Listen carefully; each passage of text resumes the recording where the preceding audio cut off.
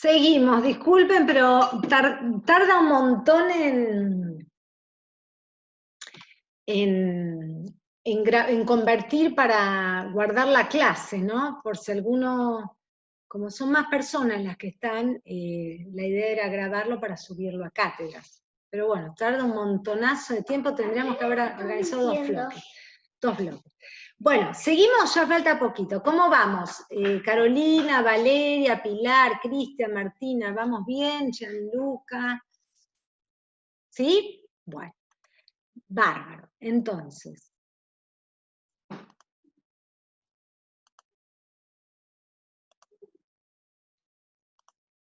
estamos.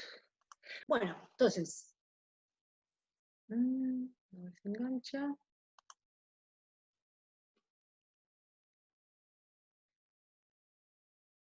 Bueno, entonces, como decíamos, la Convención Interamericana también nos puede servir como fuente de extradición, ¿no? O sea, por ejemplo, el artículo 26 nos dice, la presente convención no será obstáculo para que las autoridades competentes ordenen la restitución inmediata del menor cuando el traslado o la retención del mismo constituya delito, ¿sí? O sea, que permite la posibilidad, o sea, en este caso, en el caso de la República Argentina, es delito. El impedimento de contacto de hijo menor con padre no convivente está tipificado como delito, o sea, primero a través de la ley 24270, que incorpora la figura del Código Penal y la agrava en los supuestos en que ese impedimento se haga trasladando a ese niño, niña o adolescente a un lugar, a otro estado, ¿sí? Bueno, y ahora, a ver, aguarden. Bien, y ahora me interesaría que veamos, bueno, en cuanto a la perspectiva de Mercosur no hizo ninguna normativa diferente de la que específica, digamos, entre los países que forman el bloque.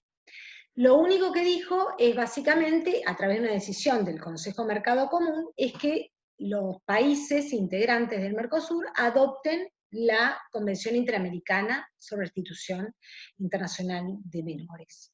¿Sí?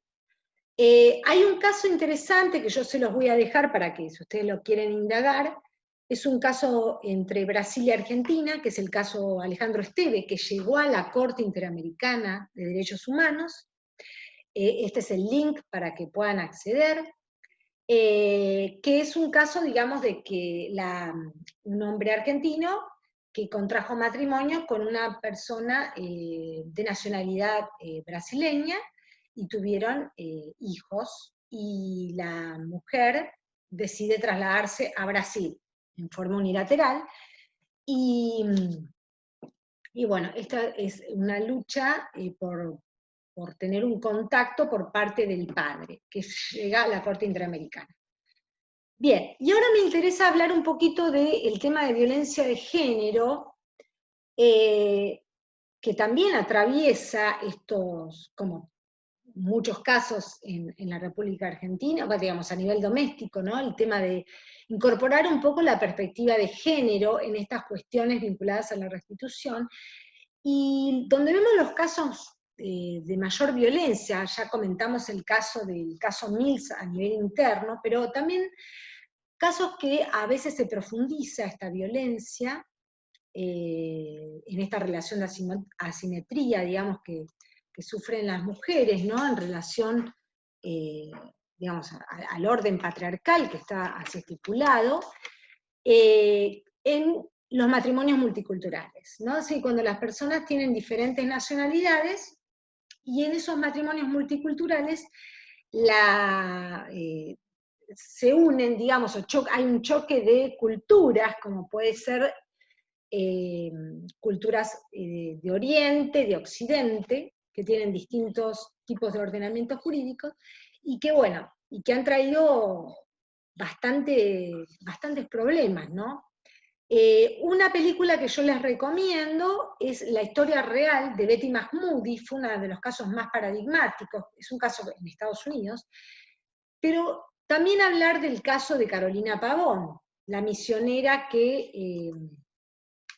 que en el año 2016, bueno, en 2015 quedó atrapada, digamos, en Egipto, un matrimonio multicultural, que habían contraído matrimonio en Argentina, pero se habían trasladado a Egipto, y con 2 nenas, hijas del matrimonio, y que, bueno, llegado el caso, empezaron las desavenencias, ella se va por violencia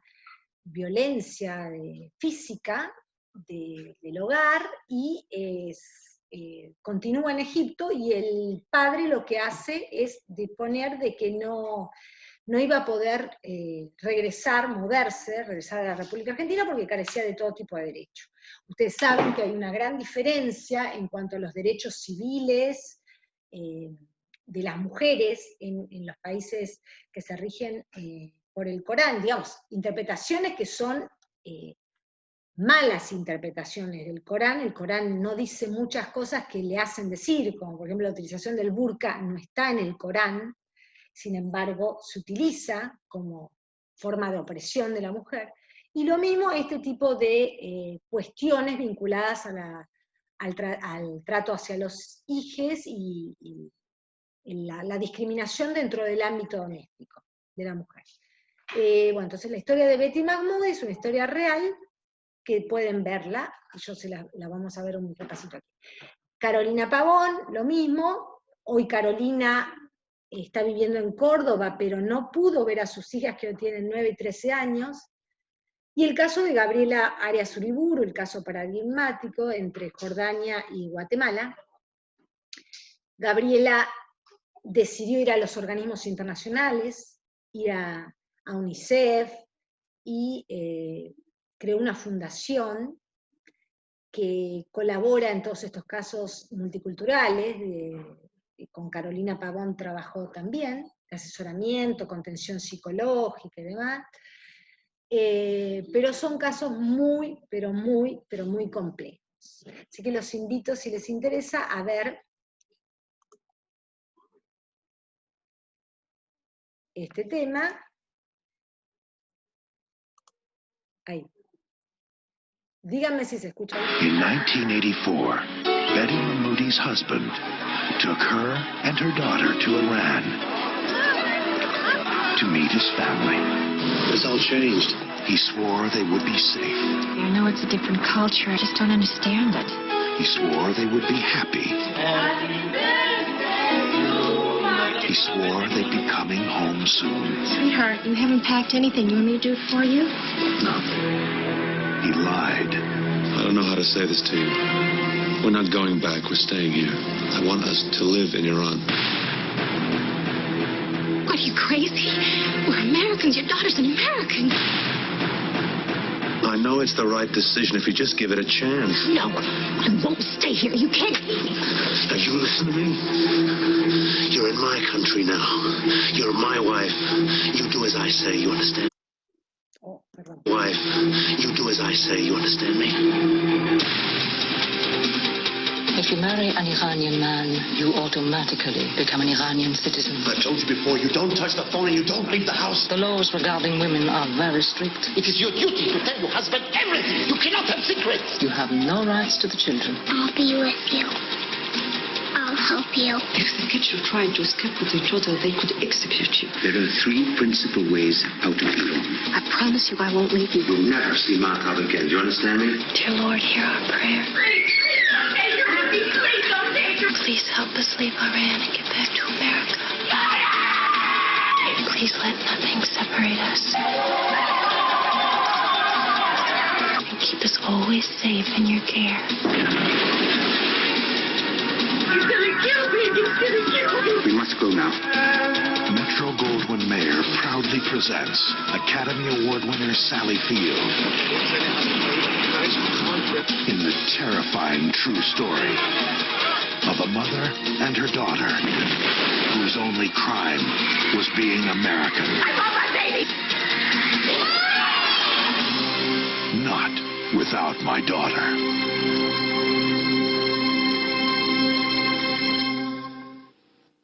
Bueno, en este caso es un caso claro de matrimonio multicultural donde se producen estos choques de cultura.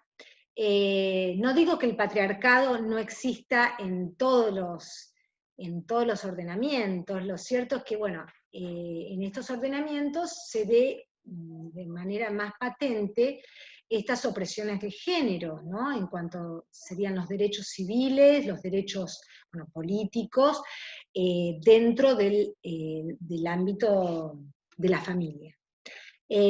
Con lo cual, una mujer que se rige por el Islam, si se separa y decide irse a vivir a otro hogar, a otro lugar, pierde todo tipo de derecho con respecto a la responsabilidad parental respecto de los hijos. Con lo cual es bastante difícil de abordar esta problemática. ¿Alguna duda al respecto? ¿No? Me interrumpen, pero bueno.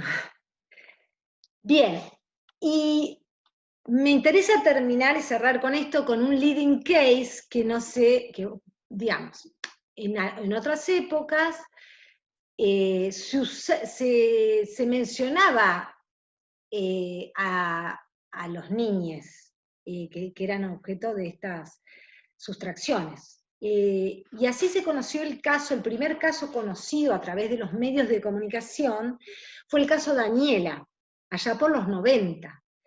Fue un caso con Canadá y y Argentina, ¿no? O sea, era un matrimonio que se contrajeron matrimonio en Buenos Aires, y el marido era investigador, se fueron a un campus universitario en Toronto, y resulta que, bueno, en Ontario, perdón, y resulta que tuvieron una nena, que es Daniela, y empezaron a tener desavenencias, bueno, deciden venir para las fiestas a la Argentina, y la mamá con la nena, la mamá decide no regresar. Entonces se interpone toda una demanda de restitución desde la autoridad central en Canadá a la República Argentina, y el caso la madre, Oswald, decide no retornar a la nena en forma voluntaria, el caso se judicializa, va pasando por una y varias instancias hasta llegar a la Corte Suprema de Justicia de la Nación, como verán, y finalmente se ordena la restitución. Así que la madre con la nena vuelven a Canadá, y ahí se conviene, digamos, en una situación, digamos, de una audiencia, que la nena iba a vivir la mayor parte del tiempo con la mamá en Buenos Aires, y 4 meses con el padre en Ontario. O sea que, bueno, se resolvió de esa manera. Otro caso que es importante, es un caso bastante reciente, que llegó a la Corte Interamericana de Derechos Humanos. Es el caso, obviamente no se pone el nombre del niño, porque obviamente se preserva su identidad, y la resolución es una medida cautelar, que también los invito a verla, que es un caso donde la Corte Suprema de Justicia de la Nación en el 2010 ordena la restitución de un niño, pero después de que pasó por todas las instancias de apelación, la madre no quiso retornar a ese niño a Miami, es un caso de contacto con Estados Unidos, y el niño terminó en un neuropsiquiátrico, negándose a ser restituido. Sin embargo, la Corte Argentina dijo que había que restituirlo en función de cumplir con el convenio de La Haya sobre aspectos civiles de la sustracción internacional de menores, porque la madre lo había traído a la Argentina en forma ilícita. Es así que la Corte Interamericana dispuso una medida cautelar para evitar, interpretando el interés superior de ese niño en concreto, donde básicamente suspende la ejecución de esa sentencia. quiero decirles algo que también es importante, que no lo mencioné en el Power, pero hay una figura importante, que es la figura de lo que sería la relocation, la figura de la relocation disputes o reubicación internacional de niños. ¿Qué es lo que se hace? Frente a una situación posible de sustracción o de retención ilícita, la madre o padre lo que hacen es ir a los juzgados, ir a un tribunal, para solicitar una audiencia para lograr el consentimiento con el otro progenitor, para poder trasladarse. O sea, casos, por ejemplo, que la madre lo que hace es, bueno, obtiene un nuevo trabajo en otro estado, o tiene una nueva pareja en otro estado, y quiere trasladarse con la criatura, con el hijo, y el otro progenitor se niega sistemáticamente a autorizarla. Entonces lo que se hace es una demanda, digamos, como una presentación, con las circunstancias del caso, que se llama reubicación internacional de niños. Lo que se trata de hacer es que intervengan en una audiencia la otra parte y tratar de que con el equipo interdisciplinario, en este caso interviene el juzgado de familia, se logre un acuerdo para evitar este tipo de situaciones ilícitas, donde yo, progenitora, en forma unilateral, lo que hago es trasladar a ese hijo y le genero un daño. Entonces, el Instituto de la Reubicación Internacional de Niños también está regulado en un convenio de Washington, que también lo prevé, del 2010, para tratar de evitar estas situaciones de violencia, porque en definitiva terminan siendo situaciones de violencia doméstica, esto de trasladar, como cosificar a una criatura, sometiéndola a cualquier tipo de... No estoy viendo escuchar nada. Carolina no está pudiendo escuchar. Bueno, la clase, la idea es que está grabada, así que la pueden luego consultar en cátedras virtuales, ¿sí? Bueno, ¿alguna pregunta? Pregunten lo que quieran, alguna inquietud que les haya quedado. A mí me queda una duda, profe. Sí. En la práctica, ¿cuánto es aproximadamente el tiempo que puede llegar a durar una restitución internacional? Mirá, depende mucho de la capacidad de mediación que tenga la autoridad central. En los casos de la República Argentina, la Dirección de Asuntos Jurídicos, perdón, estas son las cosas del teletrabajo en el hogar, perdonen, bueno, tiene capacidades para mediar, para tratar de convencer, de persuadir, de que no se puede cosificar a ese niño, de que en definitiva se va a terminar ordenando la restitución. Lo que ha trabajado la Corte hasta el momento, la Corte Suprema de Justicia, que ya no es más suprema, porque tenemos la Corte Interamericana y tenemos el Comité de los Derechos del Niño, que también interviene en estos supuestos, si nosotros podemos presentar una comunicación de tipo individual. Lo cierto es que ha ordenado siempre que restituyan. ¿Para qué? Para evitar convalidar una situación de hecho. Porque, a ver, a mí me ha tocado, en un caso, una persona que lo sustrajo, o sea, era una pareja que se llevaban bien, que vivían en Miami, y que tenían un hijo de 4 años, que había nacido en Estados Unidos, tenía su perro en Estados Unidos, su colegio, todo. Vienen para las fiestas, siempre pasa lo mismo, vienen para las fiestas. Y entonces el papá, que es de esta casa, de la Universidad Nacional de La Plata, un investigador, la mamá tenía que volver a trabajar Entonces vuelve, bueno, chau, se despide en el aeropuerto, chau, chau mi amor, bueno, nos vemos. Entonces el papá se queda con la criatura acá, en la familia, digamos, los abuelos, con los tíos, con toda la familia, bueno, fenómeno. Entonces llamaban por teléfono la madre, ¿y cuándo vienen? No, que estoy renovando la beca, que tardan un montón, que es una burocracia, qué sé yo. Ah, bueno, pasaba el tiempo. Hasta que finalmente el padre dijo, no, no vamos a volver. Entonces, ahí se plantea el pedido de restitución. Pero lo cierto es que, como no tenemos una ley, Cristian, al no haber una ley de cooperación, la persona que quiere agarrar al niño y no restituirlo, va a acudir a todos los remedios, a todos los recursos que tiene a su disposición. Entonces tardan entre 7 años, 10 años. Entonces, la Corte, en el caso que le estaba mencionando, que llegó a la Corte Interamericana, dispuso que vuelva igual, porque es para evitar convalidar una situación de hecho. Miren lo que les voy a decir.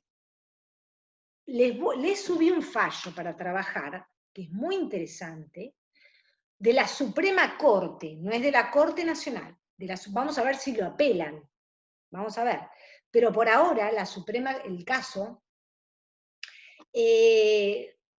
van a ver que resuelve con un criterio diferente. Por eso lo elegí para que lo vean. Pero se trata de una niña de 15 años, que se opone a ser restituida. O sea que también el tema de la edad depende mucho, no es lo mismo un niño de 4 años que una adolescente de 15, en cuanto al derecho a ser oído. El caso, sí. No, yo te quería hacer una consulta. Sí. Acá, por ejemplo, si el niño o la niña está acá en nuestro país, ¿no? Por ejemplo, ahora con el tema de la implementación del abogado del niño y eso, ¿cómo se ve en el extranjero? Porque si es adolescente, quizás no en un niño tan pequeño como lo es un niño de 4 años, y sí se ve más, por ejemplo, en un niño de 10 o 14 años que ya piensa por sí solo, porque actualmente a través de la Convención de los Derechos del Niño, la capacidad es progresiva, entonces se trata de escuchar también al niño. ¿Ahí cómo entraría ese juego de que si el niño no quiere ser restituido? Bien. En principio, en todos estos procesos, en la República Argentina, interviene una abogada o un abogado del niño siempre. Lo van a ver, ahora en este caso que les subí, lo van a ver. Bueno, como les digo, hasta ahora la Corte Nacional ordenaba restituir, por más que se opusiera el niño. El caso Francesconi es un caso paradigmático en el sentido de que, o un caso que hubo con la Corte del 2017, que lo trabajamos en otro cuatrimestre, yo no se lo subí, pero si a alguno le interesa elaborar este tema, yo les puedo ayudar con todos los materiales. Me escriben y yo les mando todos los materiales. Hasta ahora decían, igual restituyan, por más que se oponga, que la forma de oponerse o evaluar o calificar el riesgo físico-psíquico de someterlo a una situación intolerable, que es una de las causales de excepción, tenía que ser algo que imposible, digamos, que fuera, no sé, un lugar de guerra, un lugar de una catástrofe natural, alguna situación de violencia comprobada, pero en principio no, se restituía y después se resolvía en el lugar de la residencia habitual cómo iba a terminar el tema del régimen de comunicaciones, de la responsabilidad parental y demás. Yo entiendo que a partir de estos fallos de la Corte Interamericana, que hace que lo que disponga la Corte Suprema deje de ser supremo, focalizan más en el derecho a ser oída del niño, niña, adolescente, en atender y escuchar lo que sostiene, lo que dice, y en tener en cuenta ese interés superior en el caso concreto, ¿sí? Por más que el padre o madre, o padre-padre o madre-madre, hayan vulnerado los principios de la Convención específica sobre restitución. O sea, Pero ya les digo, esto es relativamente nuevo. Hasta ahora siempre era, fíjense, en el leading case, por allá por los 90, se siguió esa jurisprudencia. Restituir. Después resolvemos en el lugar de residencia habitual cómo se va a determinar las cuestiones de fondo relativas a la tenencia o responsabilidad parental, al régimen de visitas, al cobro de alimentos, todo lo demás. Pero antes restituimos, esa era la regla. Y las excepciones, por lo general, nunca prosperaban. Ahora empezamos a ver un cambio a la fuerza, y vamos a ver si este caso que yo le subí de la Suprema Corte es apelado, porque es bastante reciente, es del 2019. Yo no tengo el conocimiento de si ha presentado recurso extraordinario ante la Corte Suprema. ¿Y qué es lo que diría? ¿Sí? Claro, pero no, antes no se iría igual sobre el interés superior del niño y sobre todas las convenciones del niño, si se exigía la restitución igual, o sea, tenía que cambiar en cierta forma, más allá de que las excepciones eran pocas, pero estaría yendo contra todo lo demás.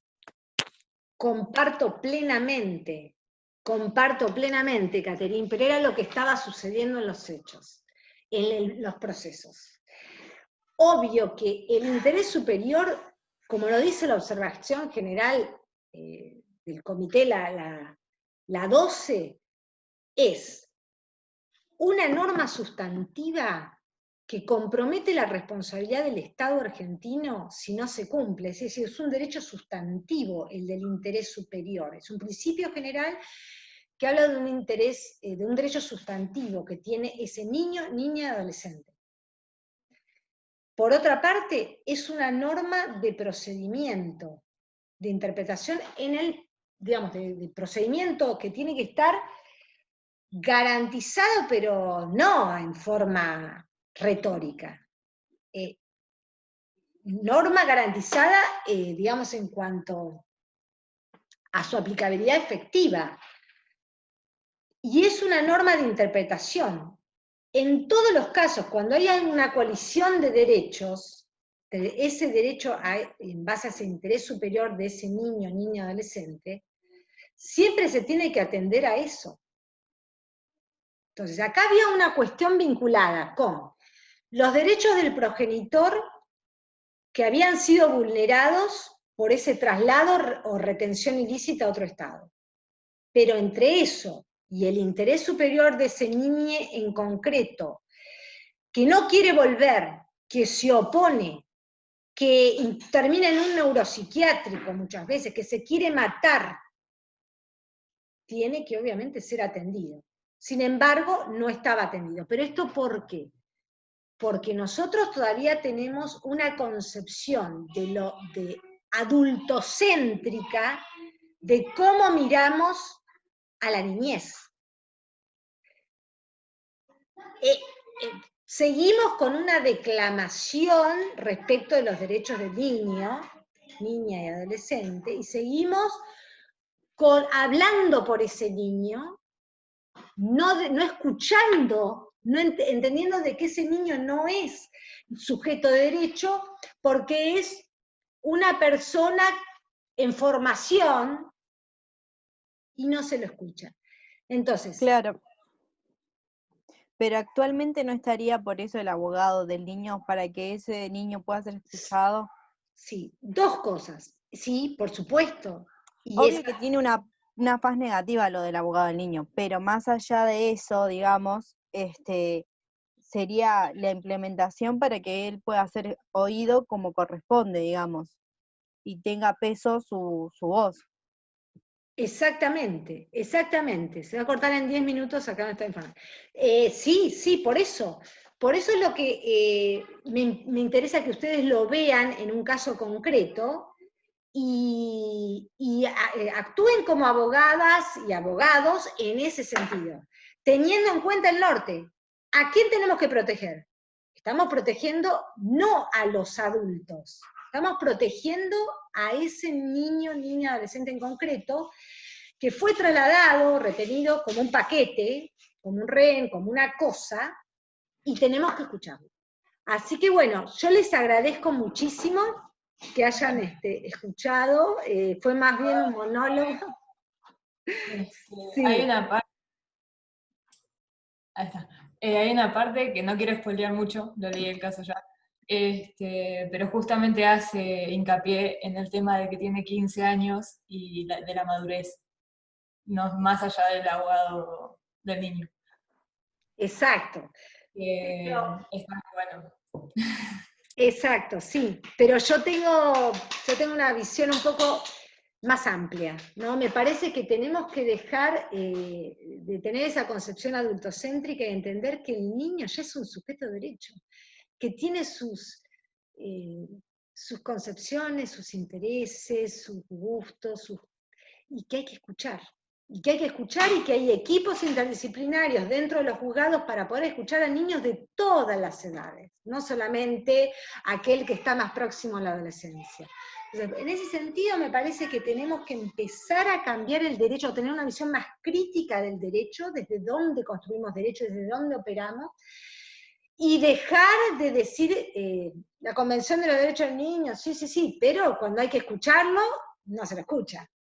Entonces, vamos con eso. Tenemos que nosotros, como parte de la Administración de Justicia, porque somos parte, como operadores llevamos los casos, empezar a revisar críticamente nuestras concepciones acerca de lo que entendemos que es un niño, niña o adolescente. Un niño, diría, porque obviamente que no podemos, el tema del género, y bueno, son cuestiones a ser revisadas también.